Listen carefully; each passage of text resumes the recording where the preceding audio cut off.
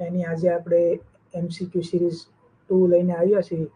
તો આપણે જે મેડમે કોર્સ ચાલુ કર્યો છે ખેતી મદદનીશ અને અન્ય ટેકનિકલ એક્ઝામમાં જે આપણે બંધારણ ઉપયોગ થાય તે રિલેટેડ આપણે MCQ અને તેનું ડિસ્ક્રિપ્શન લઈને આવ્યા છીએ. તો આપણે 5 MCQ અને એમના જે ઓપ્શન છે એમને ડિટેલમાં આજે જોઈશું.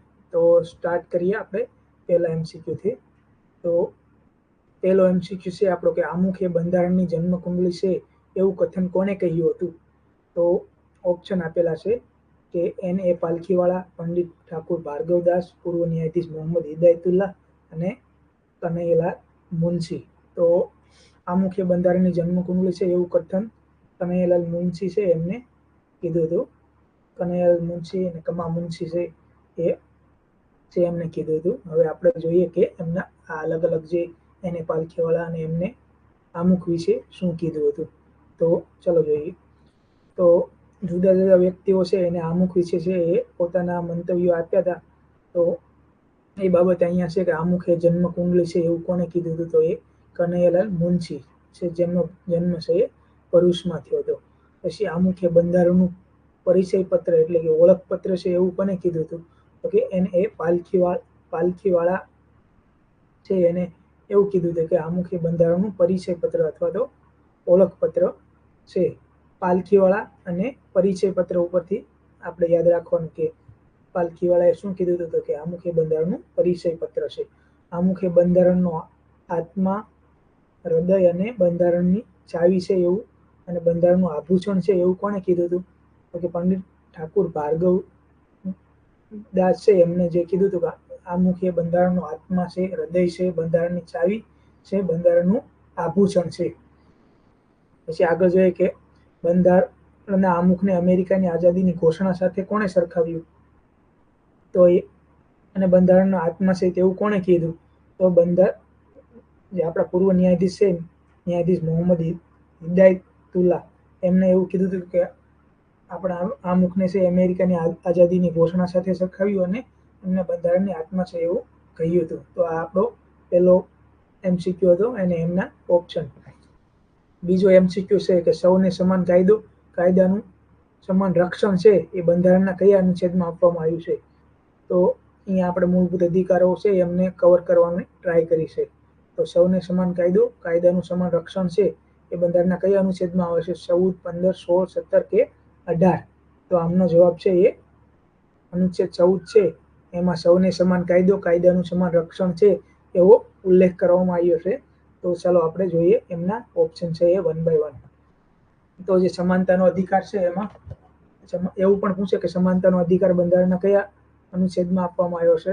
તો એ અનુચ્છેદ 14 થી છે. જે 18 છે એમાં સમાનતાના અધિકારનો ઉલ્લેખ કરવામાં આવ્યો છે. તે અંતર્ગત છે અનુચ્છેદ 14 છે કે સૌને સમાન કાયદાનું સમાન રક્ષણ. પછી અનુચ્છેદ 15માં શું છે કે ધર્મ, જાતિ, લિંગ, જન્મસ્થાન વગેરેના આધારે ભેદભાવ છે એ નિષેધ છે. જે અનુચ્છેદ 16 છે એ જાહેર નોકરીની બાબતમાં સમાનતાની તક ને એ બાબતે આખો ઉલ્લેખ કરવામાં આવ્યો છે. પછી અનુચ્છેદ 17 છે એ મોસ્ટ આઈએમપી છે કે અસ્પૃશ્યતા નાબૂદી કયા અનુચ્છેદમાં આપવામાં આવ્યું છે? તો અનુચ્છેદ 17માં છે એ અસ્પૃશ્યતા નાબૂદીનો ઉલ્લેખ કરવામાં આવ્યો છે.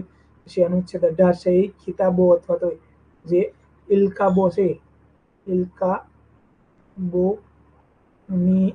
નાબૂદી છે એ અનુચ્છેદ 18માં છે એ એમનો ઉલ્લેખ કરવામાં આવ્યો છે.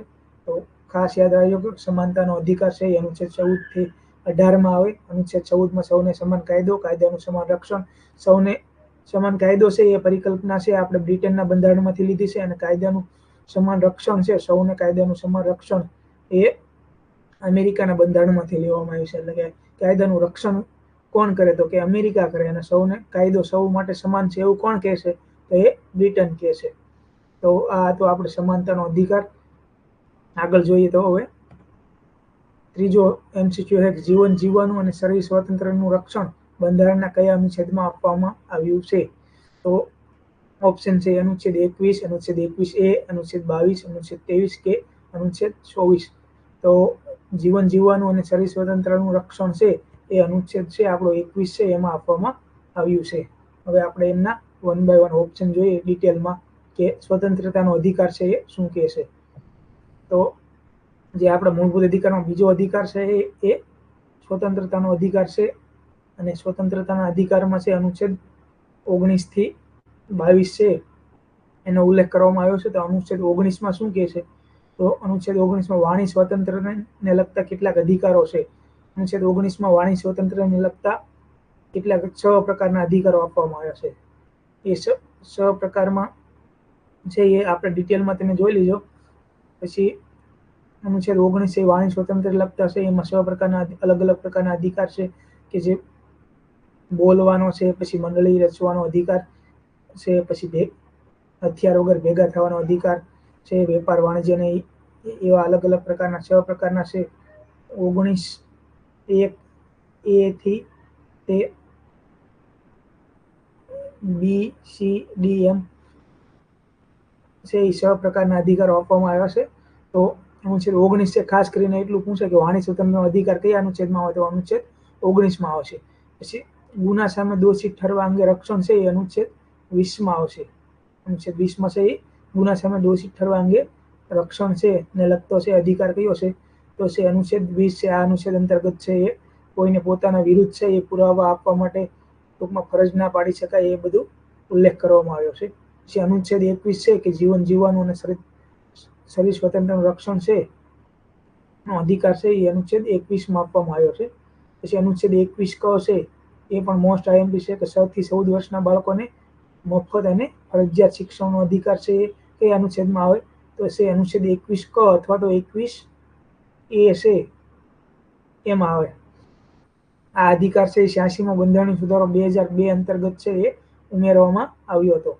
પછી અનુચ્છેદ 22 છે એ અમુક પરિસ્થિતિમાં ધરપકડ અને અટકાયત સામે રક્ષણ છે અને આગોતરા જામીનને લગતો છે જે અધિકાર છે મૂળભૂત અધિકાર તે અનુચ્છેદ 22માં આપવામાં આવ્યો છે. આ અધિકાર અંતર્ગત છે એ કારણ જાણ્યા વગર કોઈની ધરપકડ ના કરી શકાય.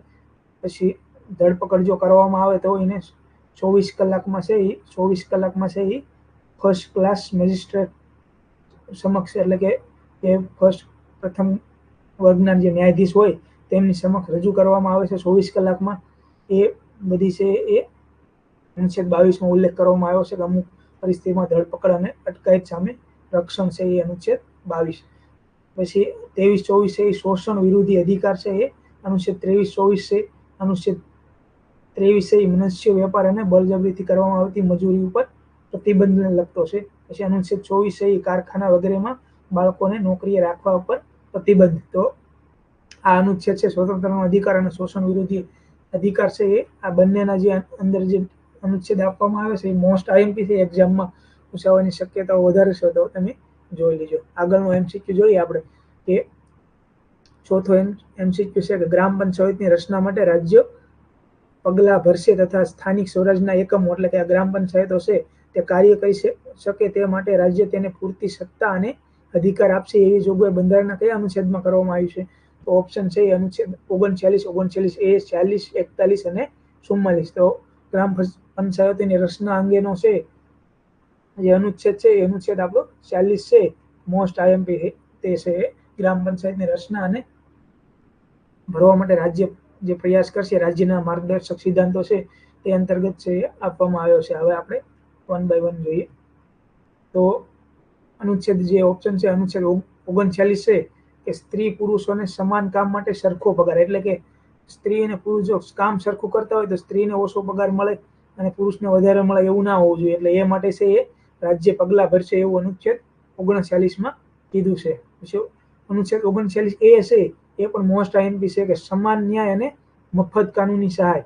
સમાન ન્યાય અને મફત કાનૂની સહાય કયા અનુચ્છેદમાં આપવામાં આવ્યું છે, તો અનુચ્છેદ છે 39A માં આપવામાં આવ્યું છે. પછી આગળ જોઈએ કે અનુચ્છેદ 40 છે એમાં ગ્રામ પંચાયતની રચના છે એને લગતા છે એ આખો છે એ આર્ટિકલ આપવામાં આવ્યો છે. પછી અનુચ્છેદ 41 છે કે કામ, શિક્ષણ અને અમુક પ્રસંગે જાહેર સહાય મેળવવાનો અધિકાર છે, એટલે એ અનુચ્છેદ 41માં આપવામાં આવ્યો છે. એટલે કે રાઇટ ટુ વર્ક છે એ કયા અનુચ્છેદમાં આવે, તો એ અનુચ્છેદ 41માં આવે. આ અંતર્ગત છે અમુક પ્રસંગે જ્યારે એક્સિડન્ટ કે એવું થતું હોય ત્યારે રાજ્ય જે સહાય કરતું હોય છે એ છે એ આ અનુચ્છેદ 41ના ભાગરૂપે છે એમને ત્યાંથી પ્રેરણા મળતી હોય છે. પછી અનુચ્છેદ 44 છે, એ પણ મોસ્ટ આઈએમપી છે કે નાગરિકો માટે એક સરખો દીવાની કાયદો છે, એ માટે રાજ્ય પ્રયાસ કરશે. એવું કયા અનુચ્છેદમાં આપવામાં આવ્યું છે? તો અનુચ્છેદ 44 છે, એમાં તે રાજ્ય સહિત નાગરિકો માટે એક સરખો દીવાની કાયદો બનાવવા માટે પ્રયાસ કરશે. પછી હવે આગળ જોઈએ આપણે કે ખેતી અને પશુપાલન વ્યવસ્થાનો ઉલ્લેખ બંધારણના કયા અનુચ્છેદમાં કરવામાં આવ્યો છે? તો આપણે એગ્રીકલ્ચરના અન્ય એક્ઝામો માટે આ પણ મોસ્ટ આઈએમપી એમસીક્યુ છે કે જે અલગ અલગ છે આપણે રાજ્યના માર્ગદર્શક સિદ્ધાંતો છે એ અંતર્ગત છે એ ખેતી અને પશુપાલન વ્યવસાય માટે જે વૈજ્ઞાનિક ઢબે છે એમનો ઉછેર અને એમને આગળ વધારવા માટે છે એ રાજ્ય વ્યવસ્થા કરશે. એવો કયા અનુચ્છેદમાં આપવામાં આવ્યું છે? તો એ અનુચ્છેદ છે 48 છે આપણો, એ અંતર્ગત છે એ આપવામાં આવ્યું છે. અનુચ્છેદ 48માં એવું કીધું છે કે રાજ્ય છે એ ખેતી અને પશુપાલન વ્યવસ્થા માટે વૈજ્ઞાનિક ઢબે છે એમને ઉછેર કરશે તથા મહત્વના જે દુધાળા અને ભારવાહક છે પ્રાણીઓ છે જે એમને જાતોનું રક્ષણ તથા એમને જે જાતો સુધારણા કાર્યક્રમ છે એ ચલાવશે, એવું આખું આપવામાં આવ્યું છે. તો આગળ જોઈએ આપણે આજે એમના બીજા અનુચ્છેદ છે એ શું કહેવા માંગે છે. તો અનુચ્છેદ 47 છે એ પોષણ અને જીવન ધોરણ ઊંચા લાવવાની તથા જાહેર આરોગ્ય સુધારવાની રાજ્યની ફરજ છે એ આપવામાં આવી છે કે પોષણ અને જીવન ધોરણ ઊંચા લાવવા માટે રાજ્ય પ્રયાસ કરશે. એ અંતર્ગત છે આપણે જે આંગણવાડી છે એમાં જે અલગ અલગ પ્રકારનું ભોજન આપવામાં આવશે, મધ્યાહન ભોજન છે, એ બધું છે એ અનુચ્છેદ 47 અંતર્ગત. પછી આપણે જે જાહેર આરોગ્યને લગતી જે સેવાઓ છે, આપણે પ્રાથમિક આરોગ્ય કેન્દ્રથી લઈને જે સિવિલ છે, અલગ અલગ જિલ્લાઓમાં જે સિવિલની સ્થાપના કરવામાં આવી છે એ આ અંતર્ગત જાહેર આરોગ્યને સુધારવાની રાજ્યની ફરજ છે એ અંતર્ગત આપવામાં આવે છે. પછી છે આ જાહેર આરોગ્ય અંતર્ગત છે દારૂબંધી છે જે એ પણ છે અનુચ્છેદ 47માં આવે છે. પછી આગળ આપણે જોઈએ કે અનુચ્છેદ 48માં ખેતી અને પશુપાલન વ્યવસ્થા છે એ વૈજ્ઞાનિક ઢબે થાય એ માટે રાજ્ય પ્રયાસ કરશે. એ અંતર્ગત જે આખો અનુચ્છેદ 48 આપવામાં આવ્યો છે એમાં છે જે પ્રાણીઓને કતલ ઉપર પ્રતિબંધ છે એ અંતર્ગત છે આપણે જે ગૌ હત્યા પ્રતિબંધનો જે કાયદાની જે વાતો થાય છે એ આ અંતર્ગત છે એ જે આવશે. જે અનુચ્છેદ 48 છે એ પર્યાવરણનું જતન છે, એમને રિલેટેડ 48A છે જે પર્યાવરણને લગતું જે જતન અને જે આપણે વન્ય પશુ પક્ષીઓ છે એમનું જે રક્ષણ કરવાને લગતો છે એ અનુચ્છેદ 48A છે. પછી અનુચ્છેદ 49 છે રાષ્ટ્રના મહત્વના સ્મારકો અને જે વસ્તુઓ છે મહત્વની જે રાષ્ટ્રને લગતી એનું રક્ષણ કરવાની રાજ્યની ફરજ રહેશે. એ અનુચ્છેદ 49માં આપવામાં આવ્યું છે. પછી અનુચ્છેદ 50 છે એ મોસ્ટ આઈએમપી છે કે ન્યાયતંત્રને કારોબારી તંત્રથી અલગ કરવા બાબત છે એ છે કે ન્યાયતંત્ર છે એ કારોબારીથી અલગ હશે એવું કયા અનુચ્છેદમાં આવે એવો ક્વેશ્ચન પૂછી નાખે તો એ અનુચ્છેદ 50 છે એ અંતર્ગત આવતું હોય છે. પછી રાજ્ય છે એ આંતરરાષ્ટ્રીય શાંતિ અને સલામતીની અભિવૃદ્ધિ માટે જે પગલાં ભરશે એવું કયા અનુચ્છેદમાં આપવામાં આવ્યું છે તો અનુચ્છેદ 51માં આપવામાં આવ્યું છે. તો આ રાજ્યના માર્ગદર્શક સિદ્ધાંતો અંતર્ગત અલગ અલગ મોસ્ટ આઈએમપી જે આર્ટિકલ છે એની આપણે ચર્ચા કરી. હવે હજી આગળ જોઈએ તો આ હતા આપણા જે 5 એમસીક્યુ હતા એ અંતર્ગત છે આપણે આજે ચર્ચા કરી. જો આ તમને વિડીયો ગમે તો લાઈક, શેર અને સબસ્ક્રાઇબ કરજો. Thank you very much.